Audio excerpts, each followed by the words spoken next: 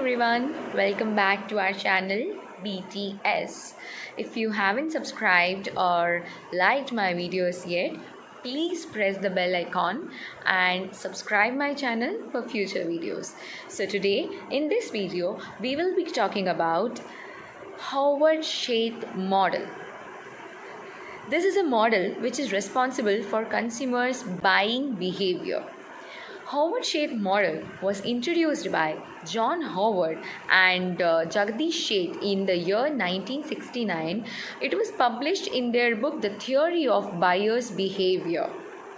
So in this model, we are going to talk about four most important variables. The first one is input variable. The second one is hypothetical construction. Third is output variable, and the last and the most important one is external variable. So this input variable is categorized in three levels. The first level is significant stimuli. The second one, symbolic stimuli. The third one is social stimuli.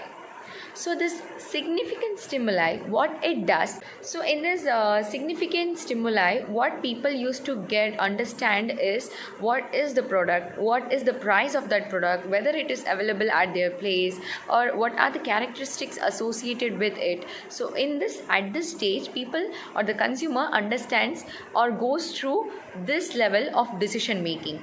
And the second, symbolic stimuli. So in this stimuli, this advertisements or the exposures they are having with or the things which they are associated with the product makes a great impact on their mind and their psychological level of thinking. So at this point they used to know or they are so much aware about what is the product is all about, how much it has a reach, and what is the proportional rate of that product. And the last one is social stimuli. So in this social stimuli, the word the topic itself says that it has some social force in it, in which the consumer gets some kind of social force, or the people who are associated with him, or the things or the viewpoints he receives through them or from them, the environment he is going through are being mentioned over here, and this plays a very significant role. First variable or the first level of decision making.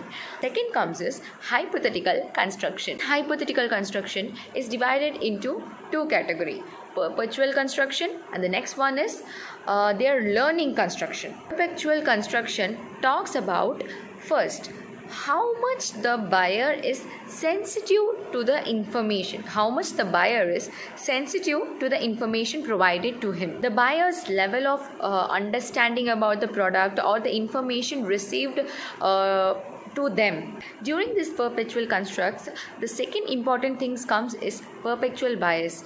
All our thoughts are unique. All of us are unique with our own respect or with our own kind of thinking, with our own thoughts. Everyone is different. So here everyone has their different own perception, like the thing they have or the thought they have about certain product is completely different. So here's what the marketer has to understand: if it is a positive impact or a negative impact of his product or services.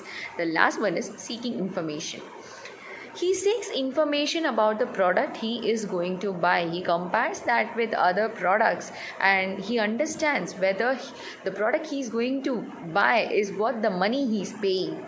So here the perpetual construct builds a consumer's perception about the product. And the second one is learning constructs. In this learning constructs, we can say that all of the things which are involved while he learns about certain kind of product is being involved. His motive is involved. Why he is going to buy that product? He should understand his motive. Next one is choice criteria. How he is selecting this product, it is involved. Brand comprehension. In this level, the buyer should understand what information he has or he is associated with the product he is going to buy. Attitude towards that product, what kind of attitude he is holding towards that product. And the fifth one is confidence. What kind of confidence he is holding? He is confident about buying those product and he will be so much satisfied about it.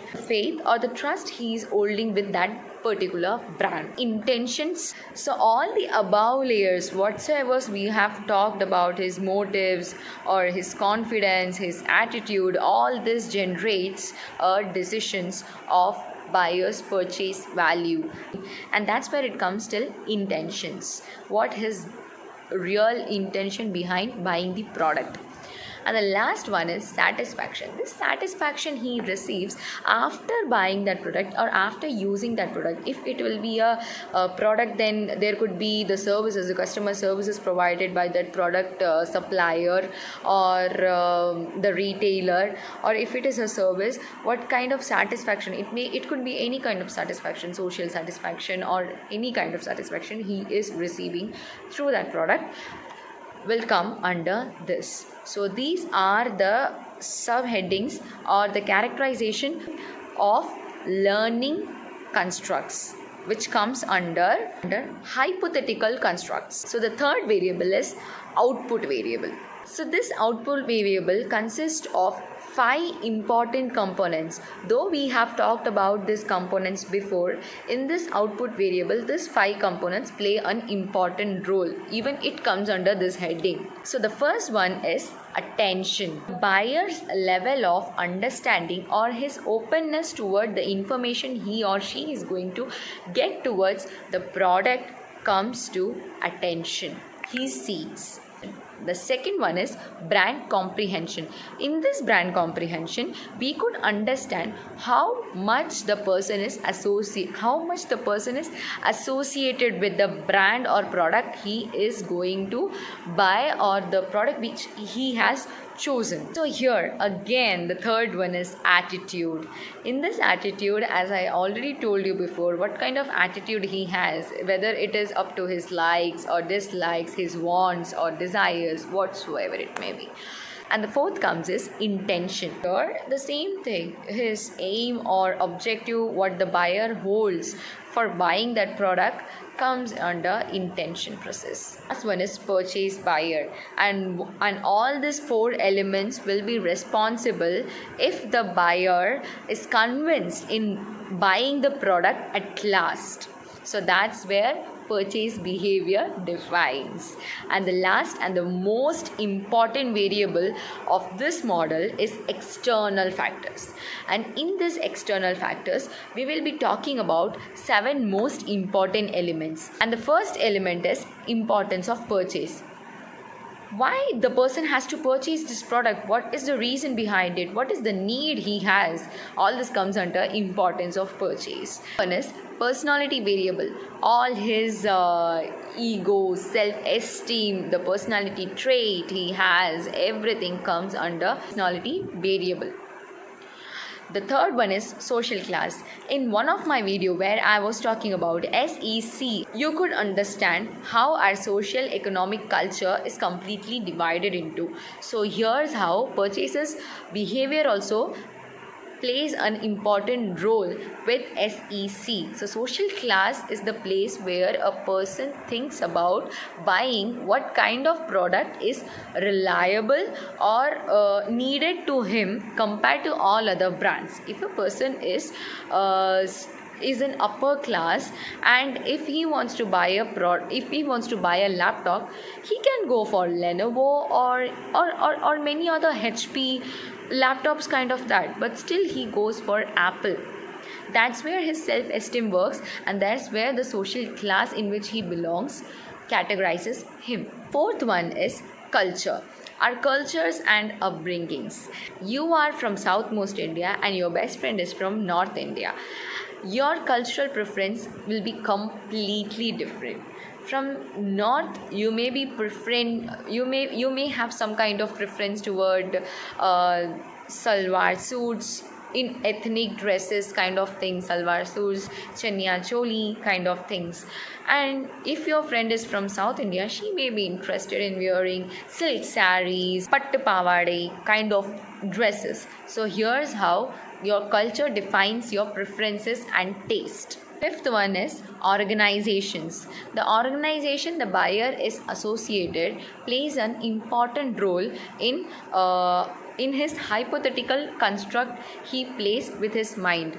The social status he has, or the power or the responsibility he holds among a social group of people, it could be formal or informal, but it plays a very important role during his purchase decision also. Time pressure. And when the buyer lacks with the time he goes on with, he gets very less amount of time for making his decision. So at this point, due to some kind of pressure, there could be some kind of unavailability with the brand or preferences he has in his mind.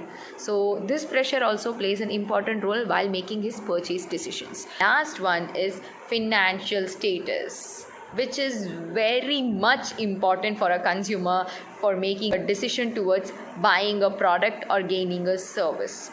If you have just 50 rupees on your pocket and you want to go for a super deluxe or a premium class of movie, then it's not possible. If you have a desire or if you have a goal also, you can't reach over there. So here's how financial status financial status of a person plays a very important role while considering about his buying behavior pattern. So guys, this is how the 4 important variables are very much important for a consumer to make his purchase decision.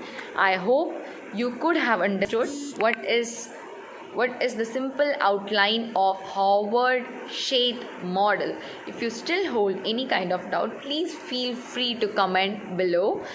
I am always open for your doubts. And if I had missed out any kind of point, please mention that point in the comment box. Thank you so much, and do like my video and subscribe my channel and share with your business freak friends. Ta-ta.